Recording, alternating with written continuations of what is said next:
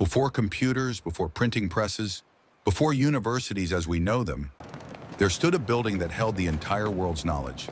This was the Library of Alexandria. It wasn't just a place to store books. It was humanity's greatest dream, that all knowledge from everywhere should be gathered together, kept safe, and shared with anyone who wanted to learn. The library was built around 300 BC by Ptolemy, one of Alexander the Great's generals, in the city of Alexandria, Egypt. It was part of a larger place called the Mausion, the Temple of the Muses. But it was so much more than a temple. It was the world's first real research center, a place where the smartest people from across the entire known world came to study, to argue, to discover new things, and to push human understanding forward. At its peak, the library held somewhere between 400,000 and 1 million scrolls. Now that might not sound impressive in our age of the internet, but understand this: a single scroll might contain just one chapter of Homer's Odyssey. An entire book needed dozens of scrolls. Just organizing and caring for this many scrolls was an achievement all by itself. The Egyptian rulers were obsessed with making the world's greatest library, and they used every trick, legal and illegal, to get their hands on books. Here's what they did. Ships coming into Alexandria's harbor were searched. Any books found on board? Taken. The library's writers would copy them by hand, and then they'd give back the copies. The originals stayed in Alexandria. They sent agents across the Mediterranean Sea and beyond, to Greece, to Persia, to India. Their job? Even buy or copy any important book they could find. They paid huge amounts of money for original works by Aristotle, Sophocles, Euripides. No price was too high. No place was too far. The hunger for knowledge was endless. So what filled these shelves? Everything. Math books by Euclid, who invented geometry right here in these halls. Medical books by the greatest doctors of the ancient world. Knowledge that would guide physicians for the next 1,000 years. Maps of the stars so accurate they calculated the size of the Earth itself. Works of poetry, philosophy, religion, science, farming, geography, from Greece, Egypt, Persia, India, and places whose names we've forgotten. All under one roof. Here, 72 Jewish scholars translated the Old Testament from Hebrew into Greek for the first time. Legend says they worked separately but produced identical translations. Here, a man named Eratosthenes measured the entire Earth using nothing but shadows and math. He got within a few percent of the actual size. Here, Hero of Alexandria invented the first steam engine, almost 2,000 years before the Industrial Revolution. The library wasn't just storing knowledge, it was creating it. Imagine walking through those halls in the library's golden age. You'd see scribes hunched over papyrus, their pens scratching away, making copies of priceless texts. Every scroll was copied multiple times, insurance against fire, flood, and time itself. You'd see translators working in pairs, converting books from Greek to Egyptian, Hebrew to Aramaic, Persian to Latin. When they didn't share a common language, they'd use hand gestures, drawings, and math symbols to communicate. Knowledge became a language all its own. In reading rooms filled with sunlight from the Mediterranean, philosophers debated the meaning of life. Mathematicians drew circles and triangles in sand, creating proofs that would last forever. Astronomers from different lands compared their notes on the stars, building maps of the heavens. Doctors studied drawings of the human body, learning surgery techniques from a dozen different cultures. The library employed hundreds of people. The head librarian was usually the most learned person in the entire ancient world. Assistants managed a complex filing system that could find any specific text among hundreds of thousands. Copyists worked in shifts from sunrise to sunset, their hands stained with ink. Translators built bridges between cultures. Repair specialists carefully fixed damaged scrolls, treating them with oils and storing them properly. And guards protected this treasure house of human thought. Scholars came from everywhere to study here, paid for by the Egyptian kings.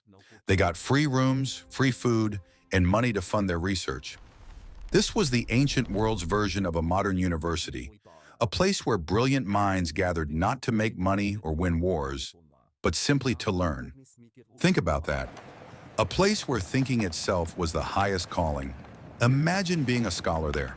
walking past scrolls written by Plato and Aristotle themselves, reading about distant lands and strange peoples, studying star charts more accurate than anything in your homeland, learning medicine from Egypt, where doctors had practiced their craft for 3,000 years, discovering math from Babylon, where priests had tracked the planets for generations, all of human wisdom in one place, all available, all preserved, all waiting to be studied and built upon.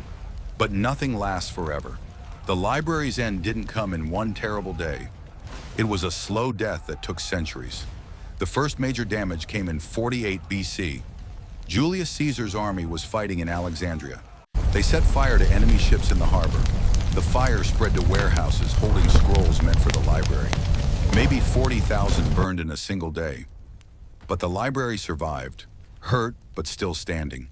The great collection remained mostly intact. Over the next few centuries, though, everything slowly fell apart. Political chaos, religious wars, budget cuts. The staff shrank, the roof leaked, scrolls grew moldy. No new books came in. The Roman Empire stopped caring about scholarship and focused on conquest instead. Knowledge became a luxury no one could afford anymore. By the 3rd and 4th centuries, religion made things worse. Some Christian and later Muslim leaders saw pagan knowledge as dangerous. The details are unclear, but around 391 AD, a smaller library in the Serapeum was destroyed during religious riots. Scrolls were burned in the streets. Scholars fled or were killed. The main library's final end probably came quietly. No dramatic fire, just neglect. Scrolls rotting in the humid air, turning to dust. Scholars leaving for other cities. The building abandoned or used for something else. By the 5th century, the great Library of Alexandria was gone. The greatest collection of human knowledge had vanished from the earth. What did we lose? We'll never fully know. And that's the real tragedy. Ancient records mention books on math, astronomy, medicine, and engineering that were hundreds of years ahead of their time. Original writings by the greatest minds of the ancient world, books we only know through copies of copies of copies if we know them at all. Scientific discoveries that had to be figured out all over again during the Renaissance. Knowledge from entire civilizations whose names we've forgotten. So why does the Library of Alexandria still haunt us over 1,500 years after it disappeared? Because it represents something deep about humanity. The library proved a revolutionary idea that knowledge from all cultures, all peoples, all traditions has value and deserves to be saved. In an ancient world divided by war and hate, Alexandria's scholars gathered wisdom from Egypt and Greece, Persia and India, Africa and Europe. They understood that truth has no borders, that anyone, anywhere, might discover something important. The library showed that seeking knowledge for its own sake, not for money or power, is worth doing. The Egyptian kings spent enormous wealth on an institution that produced no gold, conquered no land, built no weapons. Its only product was understanding. And for centuries, that was enough. The library's loss reminds us how fragile knowledge really is. Paper burns, scrolls decay. Without constant care and copying, even the greatest discoveries can vanish as if they never existed. We live in the age of the internet, but our information might be more fragile than we think. How many websites from 20 years ago are gone now? How much digital knowledge sits on old formats we can't read anymore? The past has lessons if we're willing to listen. But here's the library's greatest gift. It failed, but the dream never died. Every library since, from monks copying books in the Dark Ages, to the Library of Congress with its millions of volumes, to the Internet Archive backing up our digital world, is Alexandria reborn. The belief that knowledge should be gathered, organized, saved, and shared freely still shapes our world. It's built into our schools, our museums, our public libraries, our entire idea of education. Scholars estimate we lost 99% of all ancient books. Think about that.